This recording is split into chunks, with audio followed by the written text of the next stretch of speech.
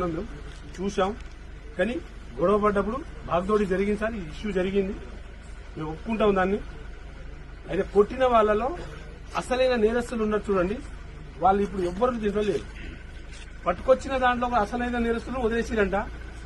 కక్ష సాధింపు, ఆ పార్టీకి సంబంధం లేకనో ఓటేనోడో వానికి పడనోడో ప్రతీకారం తీర్చుకోవడానికి మాత్రం ఈ అమాయకులని పావులా వాడుతున్నారు, ఇబ్బంది పెడుతున్నారు.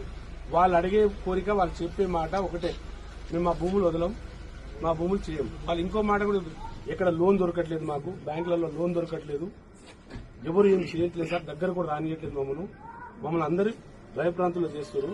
మా భూములు మాకు కావాలి, మాది మాకు కావాలి. అయ్యా భూములు కావాలనుకునేటోళ్ళు, ఇక్కడ ఉండాలనుకునేటోళ్ళు కూడా ఉండరు. లేదు మంచి రేట్, అక్కడ 60-70 లక్షలు, ₹1,00,00,000 నడుస్తుందంట భూమి రేట్. గవర్నమెంట్ వాల్యూ అంతే ఉండదు నాకు తెలిసినంత వరకు అయితే. ఆడ 10-12 లక్షలు 5 లక్షలు ఉంటుంది. దాని 3 రేట్లు 4 రేట్లు ఇస్తే మా అంటే 10 లక్షలు 20 లక్షలు ఇస్తారేమో. కానీ ₹1,00,00,000 ల్యాండ్ వదిలేసి వీళ్ళు ఇచ్చే 20 లక్షలకు వెళ్ళిపోతారా? వాళ్ళకి కావాల్సి ఉంటే భూమికి భూమి ఇవ్వండి. ఒక రైతుకు ఏమైనా వదులుకోవాలనుకున్నప్పుడు ఏం చేస్తారు? భూమికి భూమి ఇస్తారు, ఇల్లు పోతే ఇల్లు ఇస్తారు, గుడి పోతే గుడి ఇస్తారు.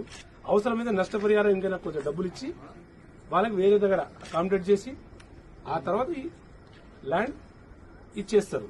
కానీ ఇవన్నీ చేయకుండా బెదిరింపులు పాలు చేసి ఇప్పుడున్న సోషల్ జమానా, ఇప్పుడున్న టెక్నాలజీ, ఇంత అడ్వాన్స్ టెక్నాలజీలో కూడా అధికారం నాకుందని చెప్పేసి అధికార దహం ఇచ్చేసుకొని, అధికారం ఉందనేది ఒకరు, ఈ అధికారాన్ని ఎట్ట తిప్పికొట్టాలని ఇంకోరు, ఎత్తుకు పై ఎత్తులు వేసుకుంటా రైతుల పట్ల అరాచకం చేస్తున్నారు. నాకు అర్థమైన ఇష్యూ ఏంటంటే ఇది.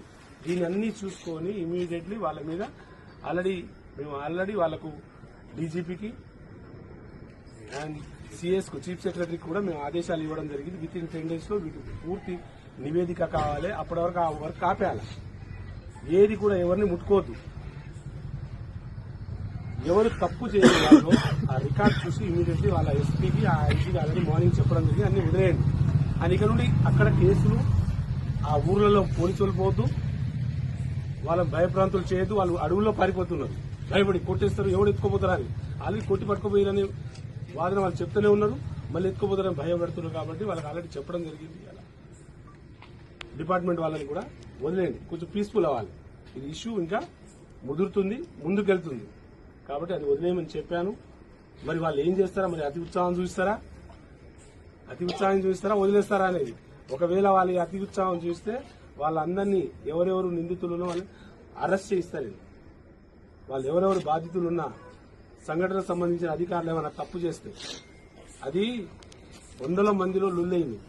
ఒక మనిషి కావాలని ఉద్దేశపూర్వకంగా కొట్టింది కాదది, ఆ గొడవ జరిగింది కాదు.